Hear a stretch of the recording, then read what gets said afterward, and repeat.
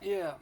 Well, look, I was just talking about this the other day. Like, it's easy for us managers to go and tell people and talk about sales tactics, right?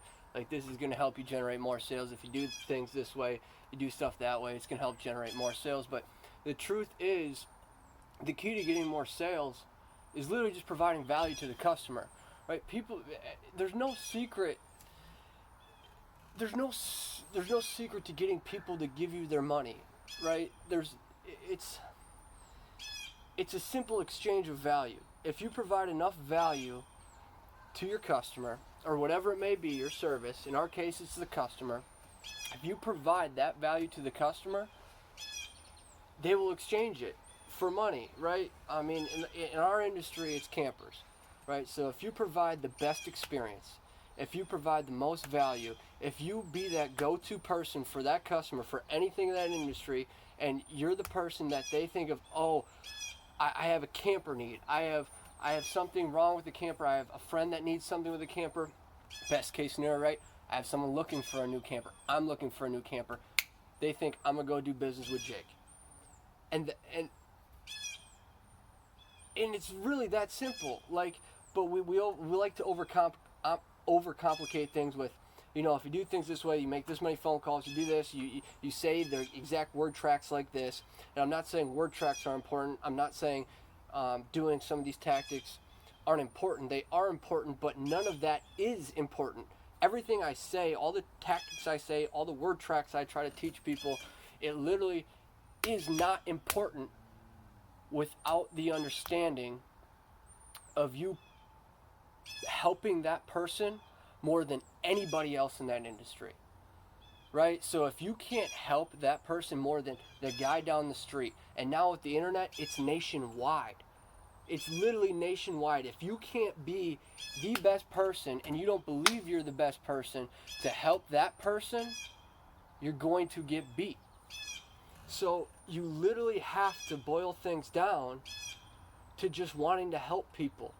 And if you can't help them, if you can't get them to that level where they want to be, then you'll never get to the point where you can separate them from their cash for your product. It's funny because, like, even like, I like to look at the guys that have done criminal things. Like, you look at Bernie Madoff, and it's like, how the hell do you create a multi billion dollar operation providing nothing? And literally Bernie Madoff's quote was, all I did is I gave people something for all people want is something for nothing. All I did was give them nothing for something.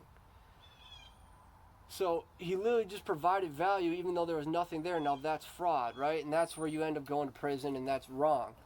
But the good news is about things like our industry is you actually are providing people with a value.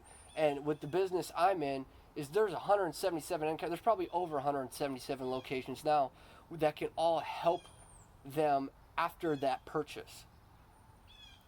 So I mean, in my business, it's almost easy to provide the value, but the thing is, we don't talk about that to the customer. We don't tell the customer, hey, man, this is I would love to sell you a camper, but more importantly, the reason why I'm at the business I'm at right now and I'm with the company I'm at right now is because you're not only going to be taken care of right now in the sale where I can get you the best deal out there. We didn't become the best company.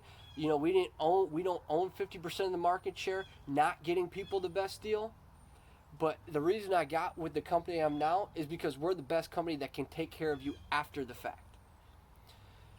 And that's what goes so wrong is, we get in this rut with as salespeople of, oh, it's another day at work. It's another day I got to make so many calls. It's another day I got to do all this stuff. It's another day I got Jake yelling at me for this, right? I got Jake.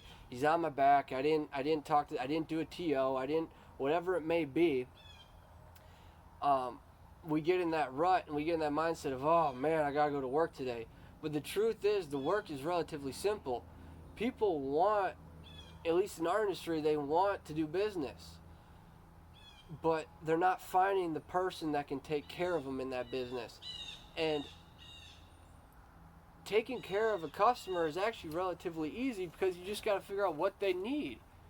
And we don't even take that first step or a lot of people don't take the first step. Unfortunately, at my place we do, but a lot of times we don't take that first step and just figure out, hey, how can I help you today?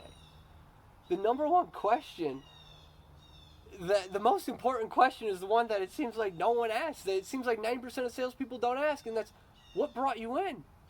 Why are you here? How can I help you? You know, it's funny, I love going to the pen, right? Sell me this pen. And when you see people, when you ask people to say this pen, and you do it in an interview, and I've done it in an interview with people, and it's the same thing every time. They go, well, this pen, it's a nice pen. The pen, the pen, it scribbles better than any other pen. It's a strong pen. It's durable more than all the other pens. No one gives a shit, because here's the thing: every feature that you pitch to a customer that they don't care about is added expense. And I'm going to repeat that because it's very, very important.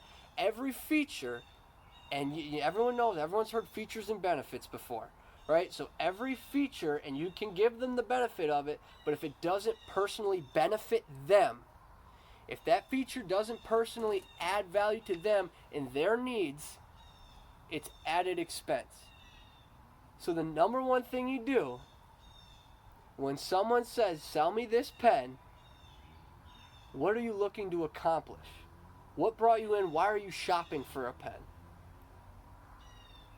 And they will tell you. It's not that question, it's not, you can argue that when people walk into a dealership, they got their arms folded and they go, oh, here's a salesperson trying to sell me.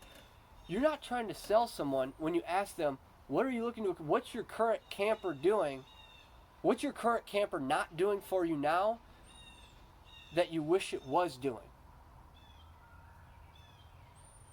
And it sounds so simple, but that's how you sell people. You figure out what is wrong. You know, what brought you in today? Oh, it's your first time ever looking? Awesome. Well, something must have brought you in. Is there a trip that you were looking to accomplish? Is there a trip you're looking to go to? Me and my buddies, we've been planning a trip. This is my experience planning a trip. What is your experience? What are you planning right now? Because there's a reason why you're here. There's a reason why you're looking. You need to find that reason, and then you take the features. Okay, so you're looking for something for you and your family, so I take it you're probably looking for a bunkhouse, right? Boom, you just knocked out 90% of the inventory in one question. So it comes down to... Everyone thinks, right, every new sales... I see this more in young people than I see this in anyone else. Is, you know, I can sell ice to an Eskimo. I can do this, I can do that. The truth is you can't sell ice to an Eskimo if they already got ice. But you got to ask them, okay, there must be something, there must be a reason that ice is not accomplishing what you need it to. Oh, well, yeah, I was looking for something, I was looking for a new way to drink my water. I need a better, the ice has been diluting the flavor of my water. Oh, so this is what you need, Mr. Customer. You need the ice right here that is from the Antarctica glaciers that actually, when it melts, it's not going to dilute the flavor. So you could be drinking this Miller Lite right here. You want it on ice? Then, you know what? I can tell you this ice right here, it won't dilute the flavor of it. So that's the difference between this ice and the ice that you're currently buying. And that's it, man. You got to figure out why they're looking. And then people go, well, oh, they're next year. Oh, they're just shopping. They're just tire kicking. I had someone, I had actually a sales manager that brought that, you know, it was before me. And he goes, this isn't Disneyland, right? People aren't here for attractions. They aren't here for rides. They're here